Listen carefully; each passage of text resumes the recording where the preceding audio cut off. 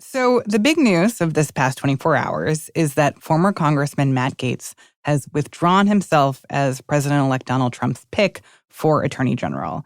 And since this came out on Thursday afternoon, there has been a lot of hay made about the fact that Gaetz's potential nomination did not end up lasting longer than a Scaramucci. For people who don't know, explain what a quote-unquote Scaramucci is. Anthony Scaramucci was a very brief member of the Trump White House. He was communications director, I think, for 11 days. Mm-hmm. And during those 11 days, he gave a very ill-considered interview with a reporter in which he was attacking people and swearing and, saying bad things. Look. Yeah. And so he was canned after 11 days. And so now we use that as a unit of measurement for things that don't last very long in politics. Leanne, have you heard of this? The Scaramucci as a unit of time? Oh, yeah. Yeah, 100%. Yes. Do you use it in your day-to-day life? No. No, but the funny thing is that Anthony Scaramucci uses it himself. Yeah. Really? Oh, yeah. On social media. Yes, he is in on the joke. I love that.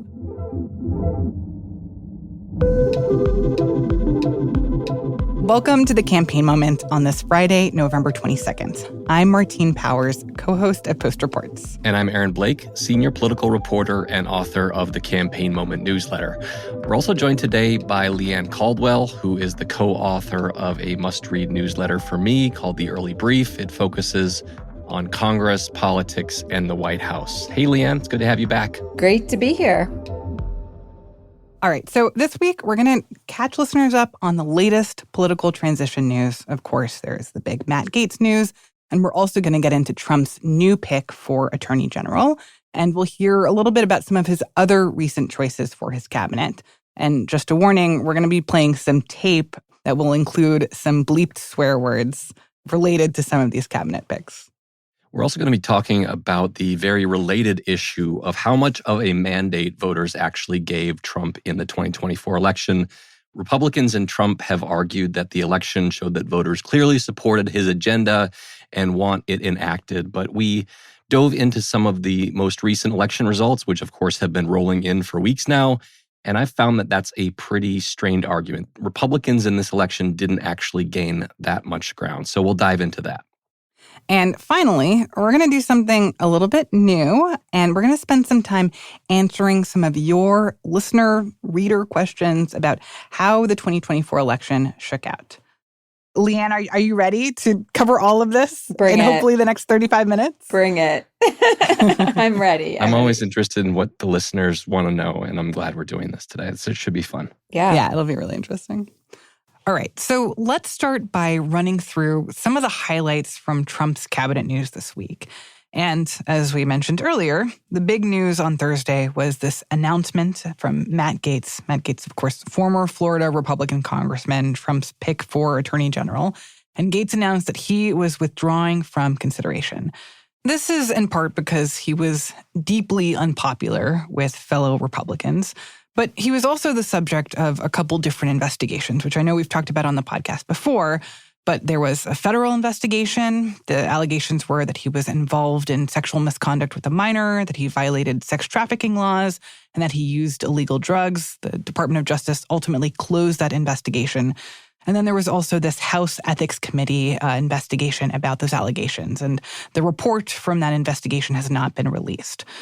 So, Leanne, what do you think was the final straw for why this potential nomination could not move forward?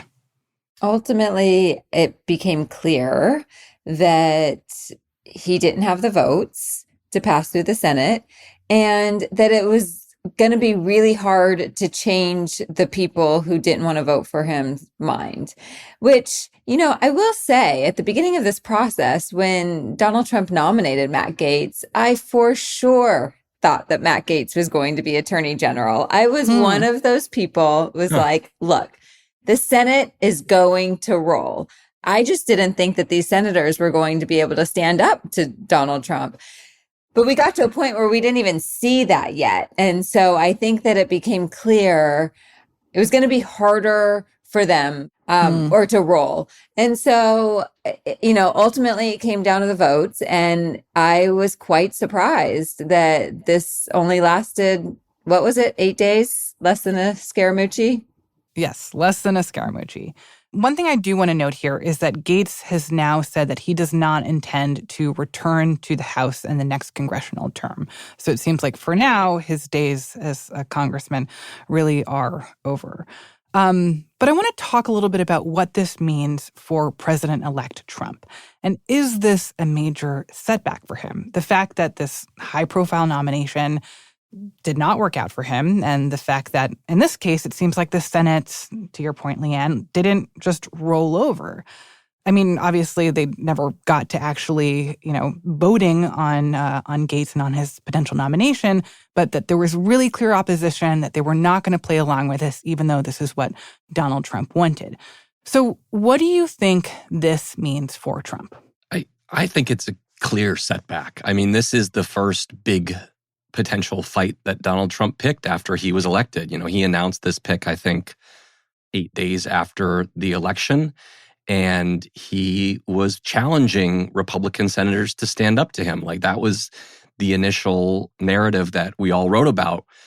At the same time, rejecting Matt Gaetz is not a very high bar. Like, this was always something that was going to be very difficult to do.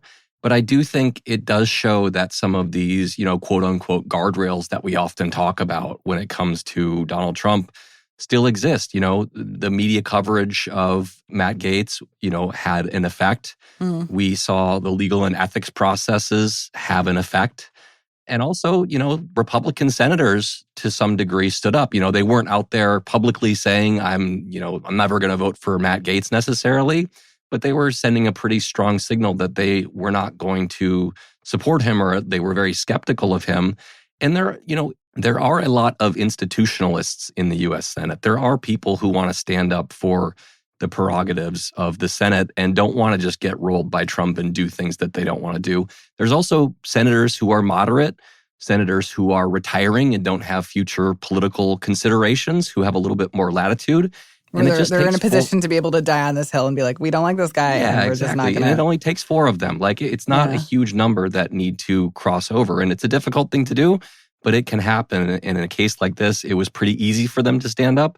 I guess we'll see if they intend to do it on some future things that are very high profile. And I think that Matt Gaetz is such a unique case study, though, too. It's all the things that you said, Aaron. But the other reasons are Matt Gaetz has really angered a lot of his fellow Republicans. Mm-hmm. He not only campaigned against Senator-elect Tim Sheehy of Montana and Senator-elect Curtis of Utah, but he campaigned for their primary opponents and really spread some false information about them in their primary campaigns. And so these 2 incoming senators who definitely don't want to rock Donald Trump's boat, especially Tim Sheehy, who is very, very close with Trump world, they had to take that into consideration too, that this person that they were going to have to vote for not only tried to defeat them, but also ran a really nasty campaign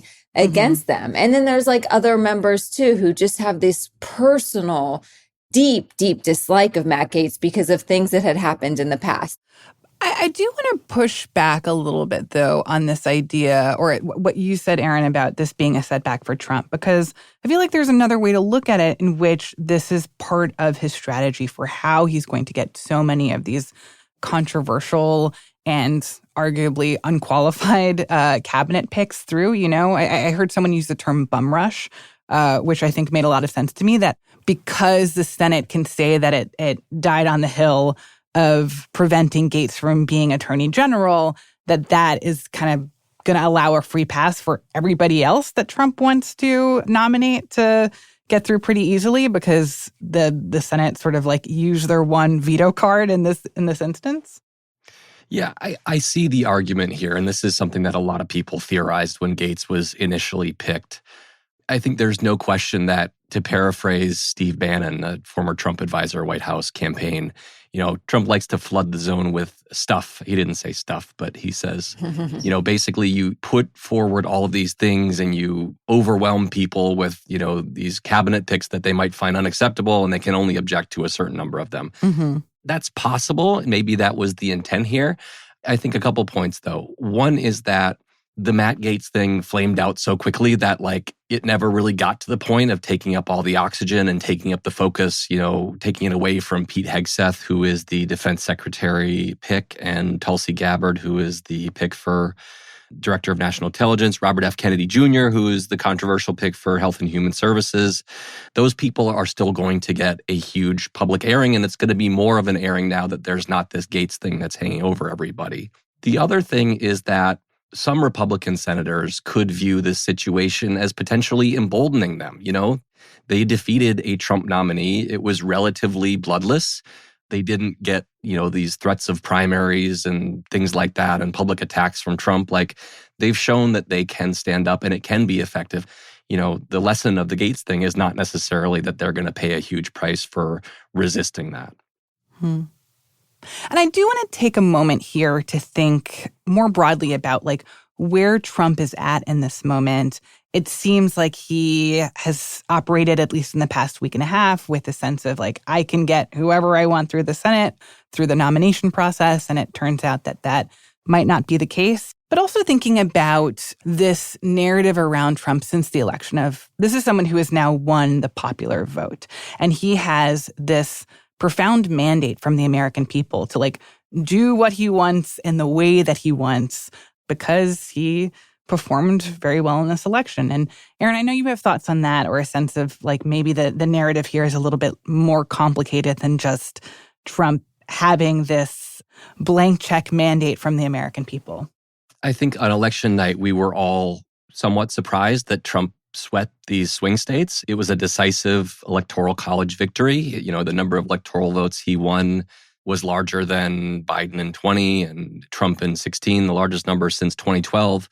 So it was a pretty decisive election. But as the fuller election results have rolled in since Election Day, we've kind of gotten a more nuanced picture. And a lot of it points in the direction of, yes, Trump won, but this was not an overwhelming victory for the Republican Party. And so a few stats that I think really point in that direction are Republicans flipped the Senate, but they did so largely by winning states that Trump won by double digits. So the Ohio, West Virginia, Montana Senate races.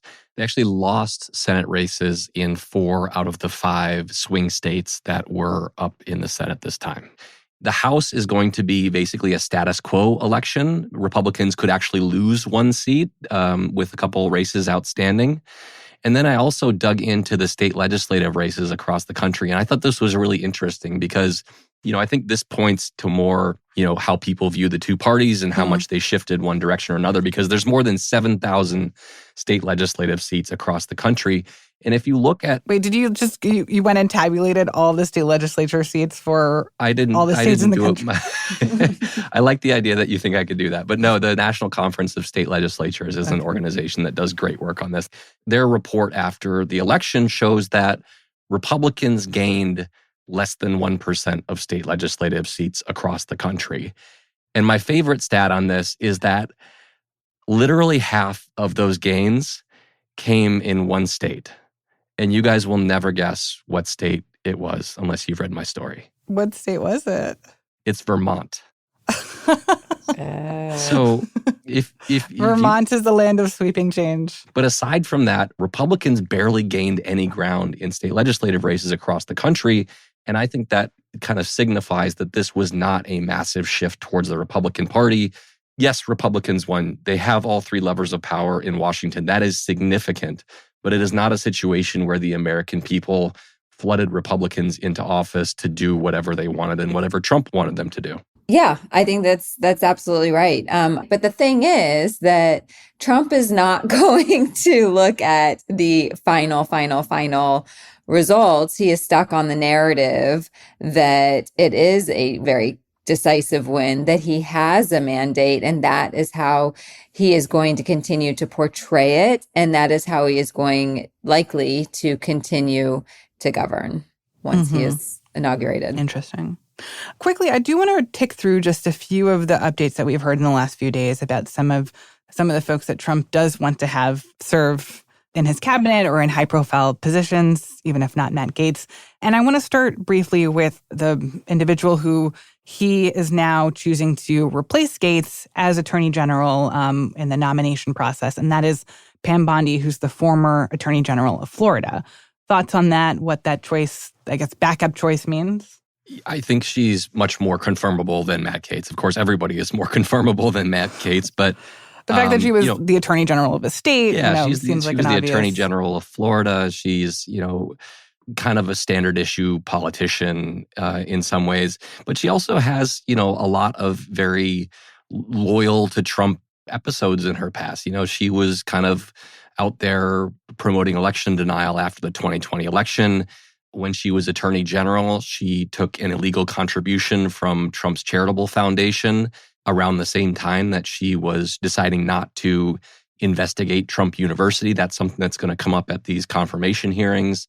So there is some baggage there. There is some controversy. I don't think it's probably enough to put her nomination in any danger in a Senate where we have 53 Republicans. Yeah, I think that's right. And I think that some early reporting from our colleague, Perry Stein at the Justice Department showed that what she's hearing from Justice Department officials, which is interesting, or people that work in the Justice Department, is that anyone is better than Matt Gaetz. And so they actually feel, according to her reporting, a bit more relieved with Pam Bondi, even though she is a huge Trump loyalist. Correct me if I'm wrong, Aaron, but I believe that she was one of the first people to side with Trump in the election denial stuff and after the 2020 election. Yeah, she went up to Pennsylvania with Rudy Giuliani pretty quickly after the election. That's right. She did. So yes, she is still going to be a very MAGA, Trump person in this role, but at least she might not have criminal allegations in her background. Yeah. Okay, so a couple others that we heard from this week. So Dr. Oz is on the docket, Dr. Mehmet Oz, who Trump has said that he wants to choose as the leader of the Centers for Medicare and Medicaid Services. Obviously, Dr. Oz is celebrity doctor, also a former GOP Senate candidate. And then we actually also have another nominee who has a connection to television, which is Linda McMahon, who is Trump's pick to lead the Department of Education. And her TV connection is that she's the former head of World Wrestling Entertainment, WWE, with her husband, Vince McMahon. And I just have to say, there are a lot of memes going around about Linda McMahon, in the ring, getting body slammed by some of these wrestlers. Aaron, I know you've been diving deep on this. This has been the most welcome distraction this week for everyone because she's not just a former head of WWE.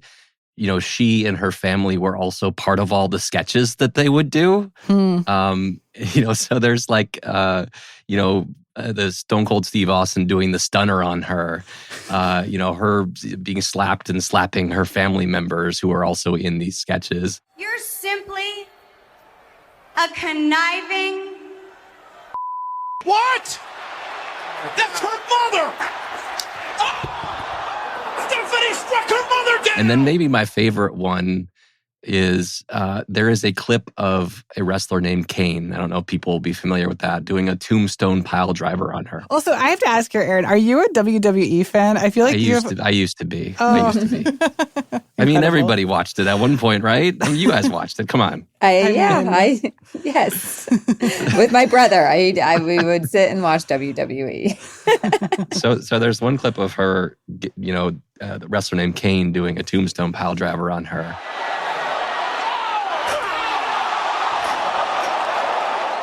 And for those who don't know, the wrestler who is Kane is now the mayor of Knox County, Tennessee. His name's Glenn Jacobs. Really? And so that clip is a clip of the mayor of Knox County, Tennessee, pile driving the potential future Secretary of Education. So what a world we live in.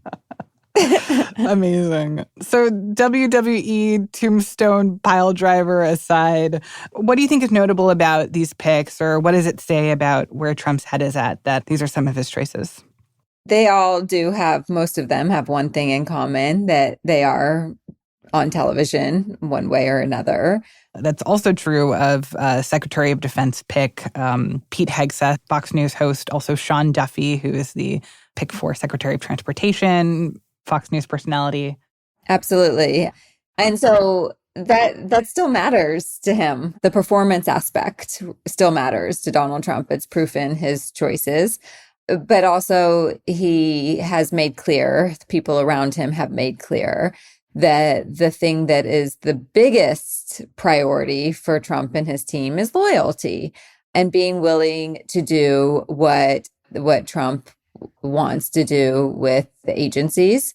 All these people are absolutely loyal to the president-elect. Yeah, I mean, I doubt Oz and McMahon are going to have a tough time getting confirmed. McMahon was previously the head of the Small Business Administration in the first Trump administration. That's a lower profile pick, so it wasn't really a big confirmation process, but she got approved 81-19 last time she was nominated. So there is some baggage that comes with WWE. There was a scandal called the Ring Boys scandal where, they were accused of turning a blind eye to sexual abuse. Wrestlers have died over the years and alleged maltreatment by the WWE. So some of those things could come up during these confirmation hearings. And, certainly Mehmet Oz's past history of using his TV show to promote claims that about, supplements and things like that weren't backed up by science could also be a significant thing. He testified in 2014 on the Hill, and it was a pretty remarkable scene where a lot of senators pressed him on these, green coffee bean extract, cures that he was promoting that just weren't at all backed up by science. Now, here's 3 statements you made on your show. You may think magic is make-believe, but this little bean has scientists saying they found the magic weight loss cure for every body type. It's green coffee extract. I take green coffee bean extract as an example.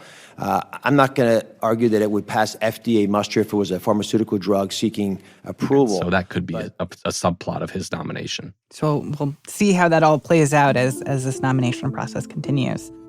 Okay, we're going to take a quick break, but when we come back, we're going to answer some of your lingering questions about the 2024 election.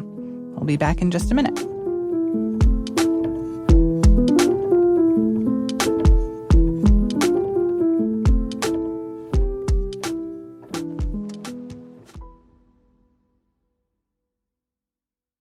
All right, so Aaron and Leanne, we are going to shift gears and try something a little bit different. And we are going to hear some questions. We here at The Post have been asking folks to submit questions about what happened in the 2024 election. We asked listeners on the podcast, as well as Washington Post readers who comment online. And we wanted to know what people are still confused about, what they want to understand better about how everything played out. And we received some very thoughtful questions. Ready? Ready, yeah. Okay, great. Yeah, let's do it. So first up is Dudley, who sent us this voice memo. Hi, my name is Dudley Bukowski, and I live in Greensboro, North Carolina. Is there any sign the parties see their absolutist wings as problematic? So Dudley went on to say that the two parties seem to approach politics from an either-or standpoint, but voters appear to have taken a more nuanced approach. He talked about how voters want compassionate immigration policy, but not open borders, that they want fair and equitable policing, but not defund the police. So what answer would you give, Dudley, about whether there are signs that the parties see their absolutist wings as problematic? I would say that is actually the conversation that Democrats are having right now. If they went too far, especially on some of the cultural issues like the wokeism of language, of how they speak, about their ties to the interest groups, progressive interest groups. There's many on every single topic. But here's one example on climate change. The interest groups are very, very tough on Democrats on issues of climate change and who are pushing lawmakers to do more on climate, even though they're light years apart from Republicans on the issue, and lost sight of what kind of the country and where the voters were at. So there is a lot of like introspection and trying to figure out on the Democratic Party. And Republicans, as we talked about earlier, Donald Trump believes he has a mandate, and they are planning to be aggressive and quick and do all the things that they want to do. So no, they are not thinking that what they believe or the far right or the MAGA side of their party believes is too much. That's the agenda that they plan to implement. And we'll see how voters respond in 2026. All right. Good answer, Leanne. Okay, so the next question that we have, I'm going to read because it was submitted online, and it comes from a commenter named Argentum2435. This person wrote, quote, I've heard that many Trump voters felt worse off during the Biden years than during the Trump years. Is that backed up by data that price growth largely exceeded wage growth? And this is something that came up a ton in our conversations with voters, that we hear from people who said, look, I feel like my life was better financially 4 years ago than it is now. Aaron, what do we know about this question? Yeah, I think we can say a couple things. One is that the inflation of the early years of the Biden administration loomed large in voters' minds, even as things clearly were moving in a better direction. Early in the administration, the really high inflation clearly wiped out the gains that we had seen in wages. By 2023, the wages started growing a little faster because inflation was cooling down. But people, if you look at the amount of money that they had inflation adjusted at that point, the inflation was still having a big impact on where people were at financially.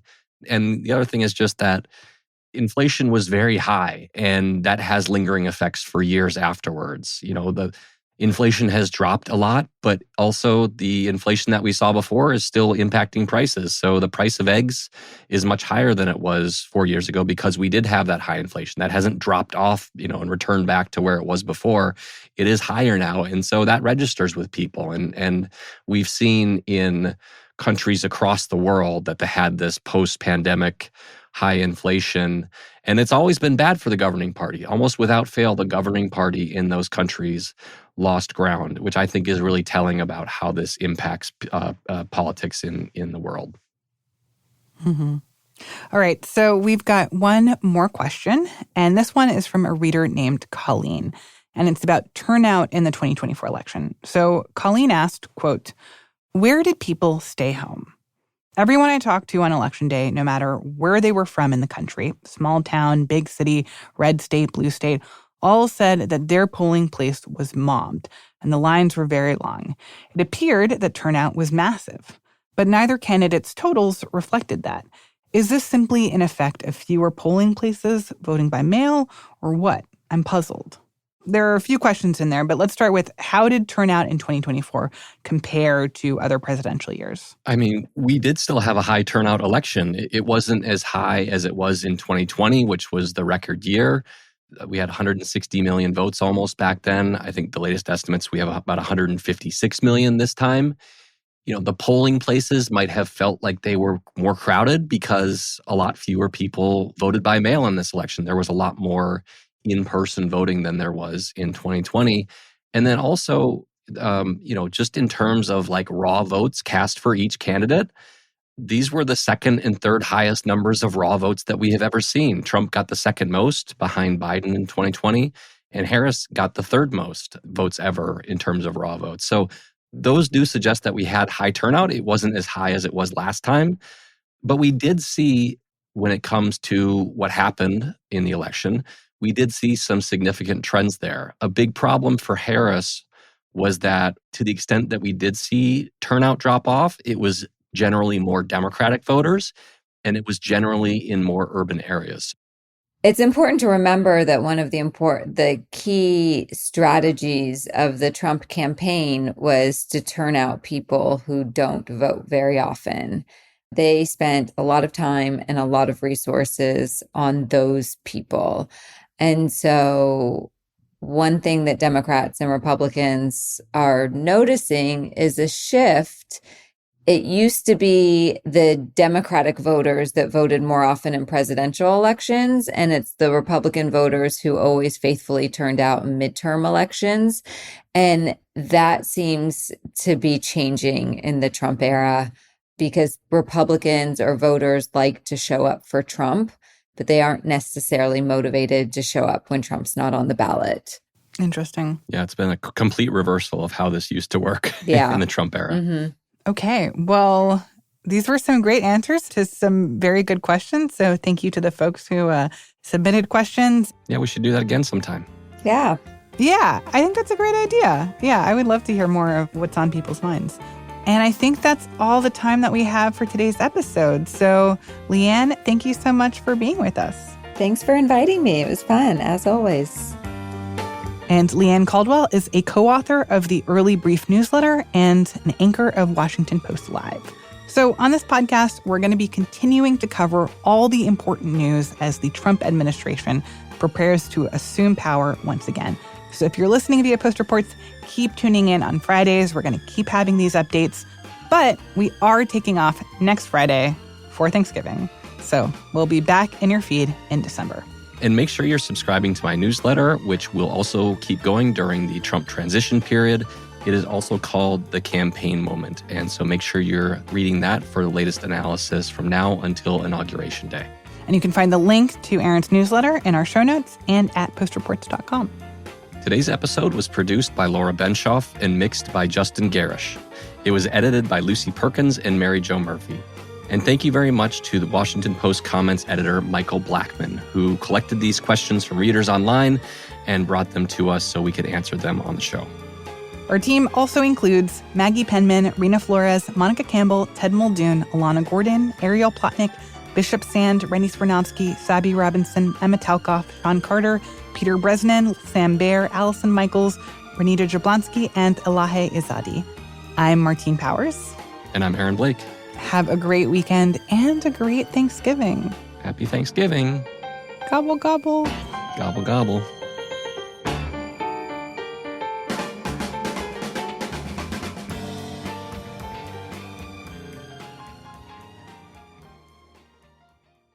Martine, what's your favorite finishing move in WWE?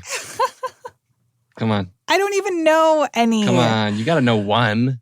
The figure four leg lock, the tombstone pile driver, the stone cold stunner, the people's elbow. You don't know the people's elbow? The people's elbow? Yes. This is, come on.